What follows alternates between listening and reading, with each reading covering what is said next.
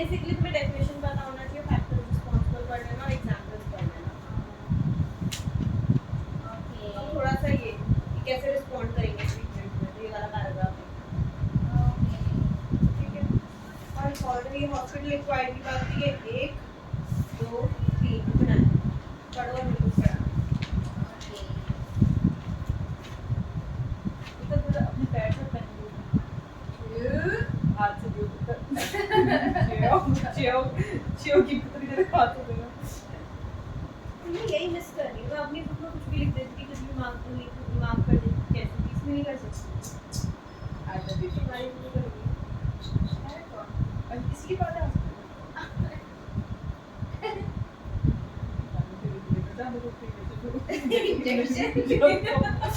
Sign छोड़ दे देखो पानी पीना है। देवी से फोटो बॉटल की वो क्यों उससे कोई छुएगा भी वो देखकर ब्रेक हो गया है। हमें पढ़ा दे क्या ये डिजीज प्रिवेंशन करना याद करना है। सबसे पहले है हम क्या करेंगे जब डिजीज आई है तो कंट्रोल द रिजर्वायर। रिजर्वायर मतलब एजेंट जो कर रहा है जिसके अंदर पीवीएडी डिजीज थी, ठीक है। तो इसमें क्या क्या आएगा, सबसे पहले हम अर्ली डायग्नोसिस करेंगे। अब डायग्नोसिस कर दिया तो हम नोटिफाई करेंगे, तो हमें पता चल गया कि कॉलेरा ही फैल रहा है तो नोटिफाई कर देंगे सोसाइटीज को कॉलेरा फैल रहा है यहाँ पे, ठीक है। फिर उसके बाद एपिडेमियोलॉजिकल इन्वेस्टिगेशन करेंगे। तुम पढ़ रहे थे, चिल्ला रहे थे। ला ला ला ला ला ये कौन सा तरीका है? हमारे फ्यूचर ये इनका तरीका है। फ्यूचर ये दिखाई मोटिवेशन देने के लिए।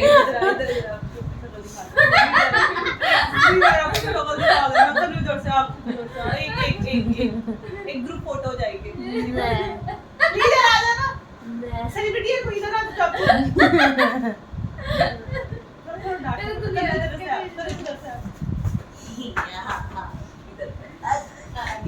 ये 2 मिनट साइलेंट रहो, हम स्क्रीनशॉट लेंगे। नहीं तो तुम्हारे स्क्रीनशॉट के लिए ओए नहीं सफल। इसको एग्जाम टाइम पे सब कुछ याद आता है। है ना, वैसे नहीं आती है। अबे भी तुम्हारा शोर सुना है, कब से चिल्लाने पे लगे हुए हैं। अच्छा मैंने उठाया इसको। बच्चे मेरी टैनिंग आ गई ना मुंह पे। इसने बोला तुम्हें टैनिंग भी लगी इसको शायद। सही दोस्त देखते हैं तू भी तो रोज देखती है, पता जानी ना टैनिंग आ गई कुछ। भाई वो कम बाल कम नहीं होती है। माथे में देखो ना, माथे पे तो मेरे क्या देख अपने में कैसे आता है। रोज मास्क लगेगा पेपरों में। पेपरों में तो मुझे आदत है कुछ ना कुछ करने की। Bye bye photo. Bye bye बहुत तेज लगा है। बाय। हाथ खुला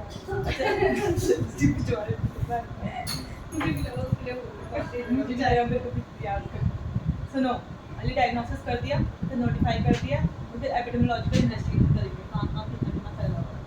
इसके बाद हम करेंगे 3 चीज, आइसोलेशन, ट्रीटमेंट और क्वारंटीन। पहले वाले में कंट्रोलिंग द रिजर्वायर। अब रिजर्वायर कंट्रोल कर दे तो इंटरप्शन ऑफ द ट्रांसमिशन, जैसे कॉलेरा है तो पानी से फैल रहा है तो उस वाटर सोर्स को इंटरप्ट कर देंगे कि अब कोई यहाँ से नहीं पिए। Interruption of transmission. अब तीसरा है ससेप्टेबल होस्ट। इसमें जो होस्ट हम लोग हैं, हमने एक्टिव इम्यूनाइजेशन, कोविड फैल रहा है तो हमने इंटरप्ट कर दिया ट्रांसमिशन को मास्क वगैरह पहन के। अब फिर हमने वैक्सीनाइजेशन, अब जो हमसे होस्ट है उनका वैक्सीनेशन होगा एक्टिव। ये 3 चीज कोविड को याद करना और फिर उसके साथ एक तो हमें जो जो एजेंट है उसको कंट्रोल करना है, हाँ फिर हमें होस्ट को बचाना है और फिर ट्रांसमिशन को। हाँ, पहले ट्रांसमिशन को रोकने, सेकंड और थर्ड और एजेंट को बचाने के लिए डायग्नोसिस, नोटिफिकेशन, फिर एपिडेमियोलॉजिकल इन्वेस्टिगेशन, फिर उसके बाद इन्वेस्टिगेशन वो आइसोलेशन, ट्रीटमेंट और फिर क्वारंटीन। होस्ट को बचाने के लिए इम्यूनाइजेशन। हाँ फिर देखो वैक्सीन तो बहुत लास्ट में लगी थी ना, तो आइसोलेट कर दिया था जो लोग आइसोलेट उनको करेंगे। देखो आइसोलेशन में हम अपने आप को प्रिवेंट करने के लिए करते हैं, ठीक है। और क्वारंटीन में हम उनको करते हैं जो कि ऑलरेडी डिजीज है, उनको हम जो एक्सपोज हो चुके हैं। हाँ एक्सपोज हो चुके हैं उनको इंक्यूबेशन पीरियड तक उनको उनका मूवमेंट को रिस्ट्रिक्ट कर देते हैं ताकि जो दूसरे इंडिविजुअल्स हैं उनको बचा सकें। क्वारंटीन उसके लिए होता है आइसोलेशन, अपने आप को। आइसोलेशन बहुत बुरा तरीका है उन्हें अलग कर देने का। आइसोलेशन जो ऑलरेडी बीमार हो चुके हैं उनको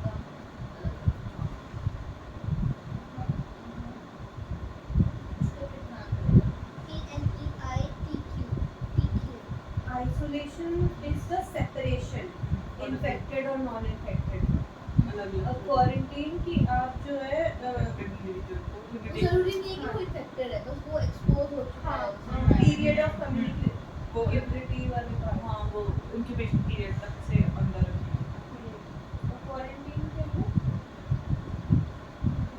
Quarantine तो है the limitation of the freedom of movement of such well persons exposed to the communicable disease for a period of time not longer than the longest usual incubation period of the disease to prevent क्योंकि वो effective disease हाँ अगर है तो isolation is for infected और quarantine अगर कोई infected exposed नहीं है। है, एक्सपोज्ड है कोई, तो उसको हाँ, जैसे हम लोग घर से कोई दूर से आ रहा था तो उसको क्वारंटीन कर देते हाँ। हैं भले वो बीमार नहीं है लेकिन वो एक्सपोज हो सकता है हाँ उसको क्वारंटीन कर देंगे the longest for the longest incubation period हाँ कोविड हाँ।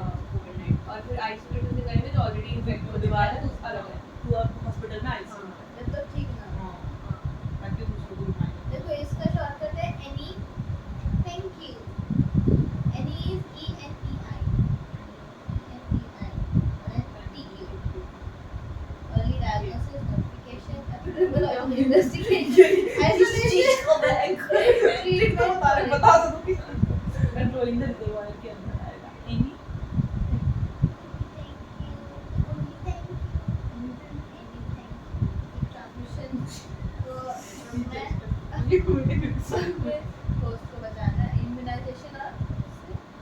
नहीं अर्ली नहीं डायग्नोसिस नहीं पागल है कि मैंने एक्टिंग करी थी तभी खाली डायग्नोसिस नोटिफिकेशन कुछ नहीं पता था अर्ली डायग्नोसिस नोटिफिकेशन पहला है ना कंट्रोलिंग द रिजर्वायर।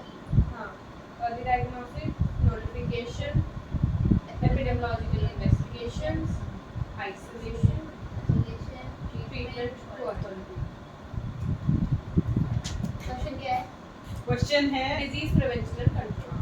आ गई कोई एपिडेमिक आ गई है इसमें- इसमें कंट्रोल करना है हाँ बेसिकली इसमें question as a form of case भी आ सकता है।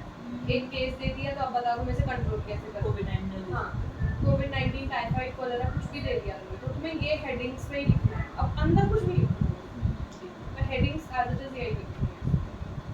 वो देखेंगे पार्क की हेडिंग है वो नंबर वैसे ही दे देते हैं।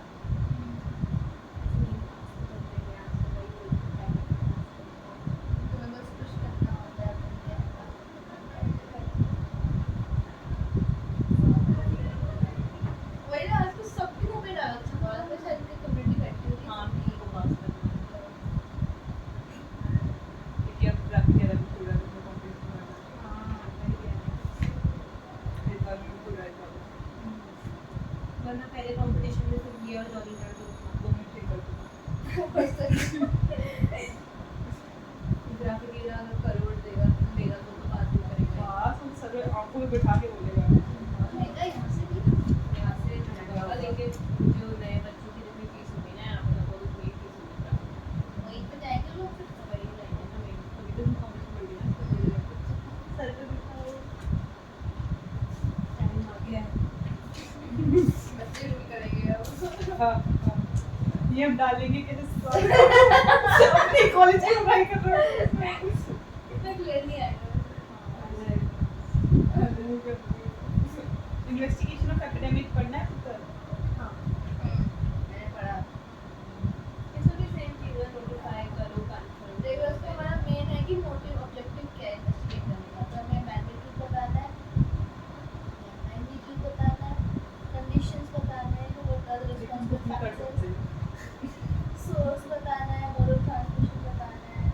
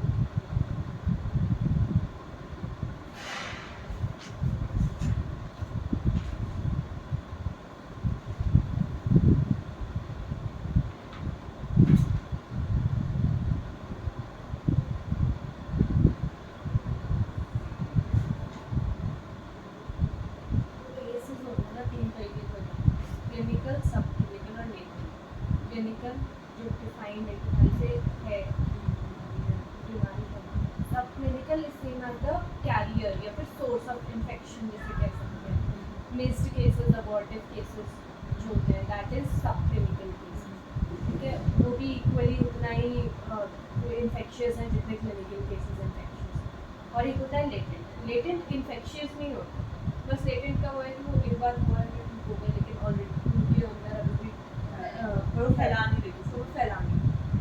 क्लिनिकल और सब क्लिनिकल फैला, सप्लीमेंट्री कैरियर जैसे हो गए। हाँ क्योंकि सब क्लिनिकल में आते हैं इनअपेरेंट, कोवर्ट, मिस्ड और अबॉर्टिव केसेस, मतलब जिनको खुद को ही नहीं पता कि वो बीमार है, जिनमें सिम्टम्स नहीं आते। सिम्टम्स आ रहे हैं, फेमस कैरियर क्लिनिकल, सब क्लिनिकल और लेटेंट।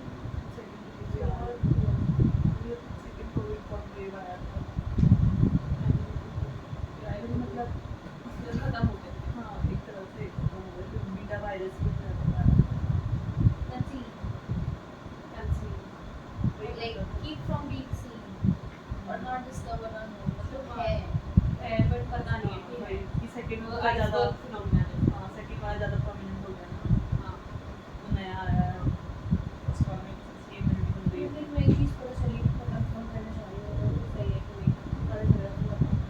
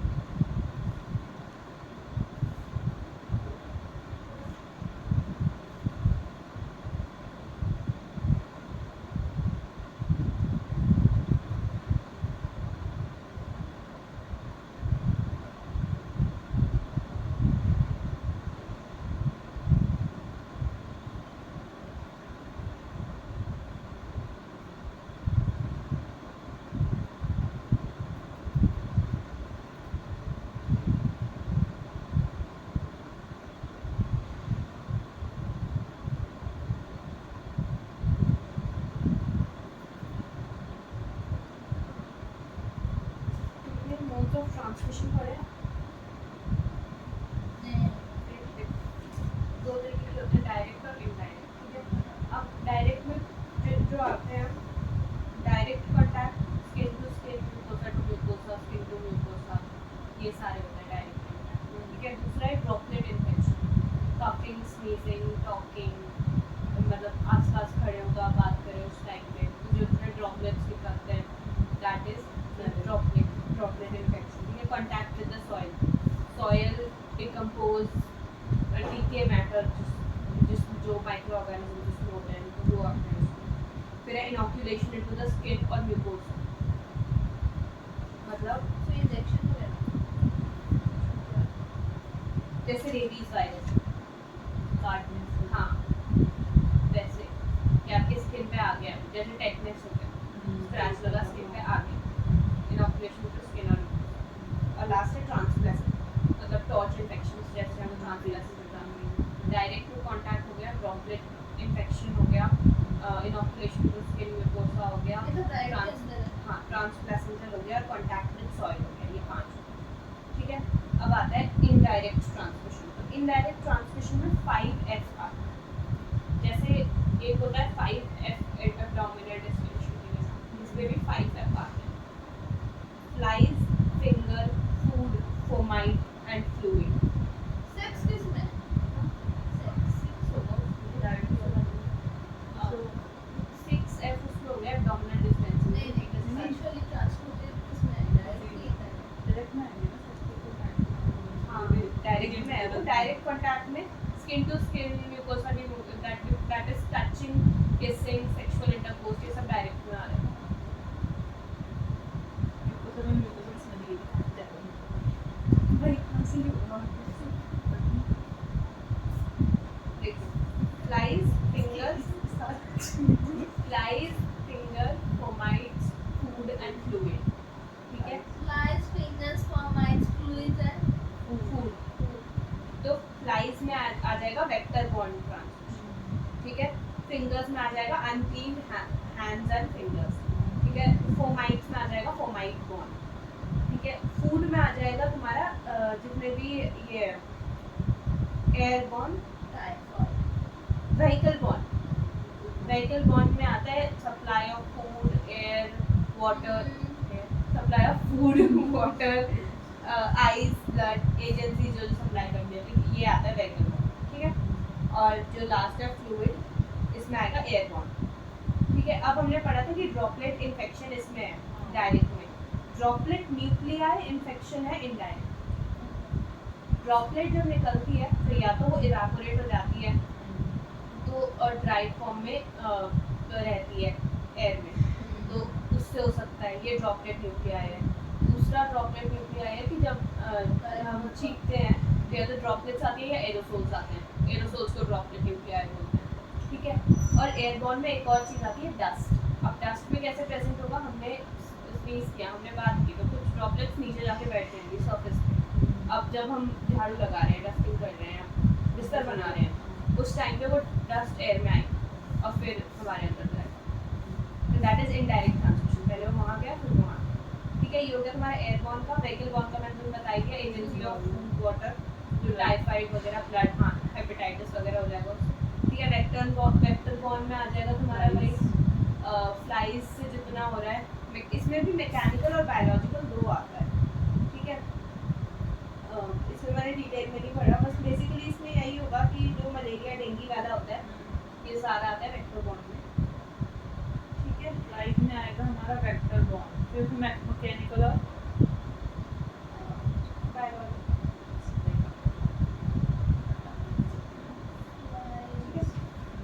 एक होता है फोमाइट, तो फोमाइट्स के थ्रू जो हो रहे हैं वो भी, फोमाइट्स में क्या क्या आता है, सॉइल्ड क्लोथ्स, टाल्स, लाइनन, हैंडकरचीफ्स, कप्स, स्पून्स, ये सब आता है फोमाइट में। और अनक्लीन हैंड्स एंड फिंगर्स में लैक ऑफ पर्सनल हाइजीन बताता है वो, उसकी वजह से। पर अगर तुम्हें एमसीक्यू में आ सकता है कि ड्रॉपलेट इन्फेक्शन किस तरीके का मोड ऑफ ट्रांसमिशन है, तो डायरेक्ट है, और अगर ड्रॉपलेट न्यूक्लियाई इन्फेक्शन आएगा तो फिर वो इनडायरेक्ट है। ड्रॉपलेट न्यूक्लियर हमारे इसमें था फूड, फ्लाइज, फोमाइट्स, फिंगर्स और एक और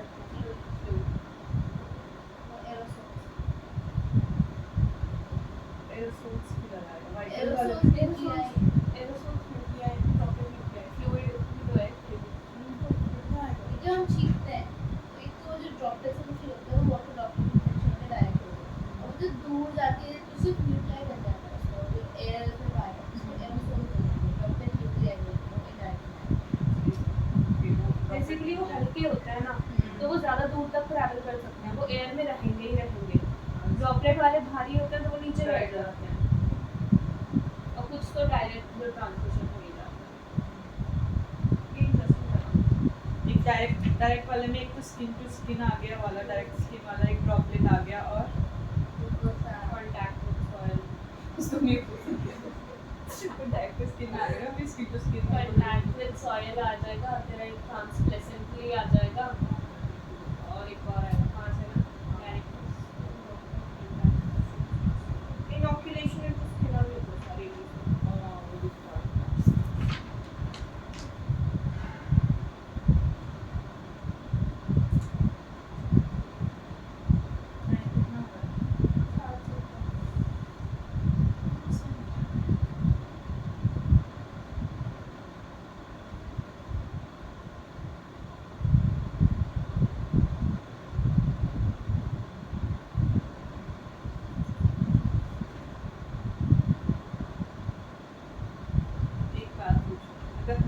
एपिडेमियोलॉजिकल एपिडेमिक में आया तो हम ये वाला लिखेंगे, ये पीछे वाला लिखेंगे जब भी हम पढ़ा सकते वो इन्वेस्टिगेशन में हाँ।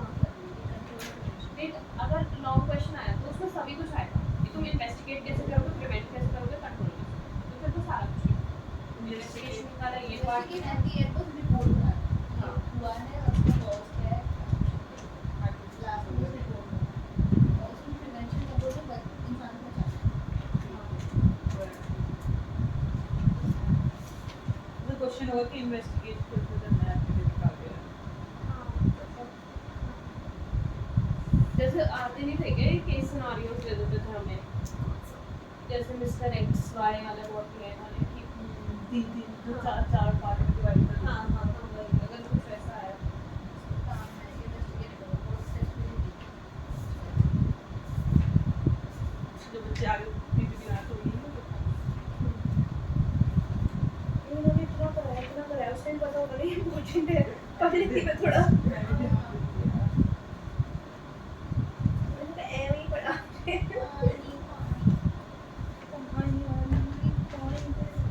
गाने इंग्लिश पढ़ता है।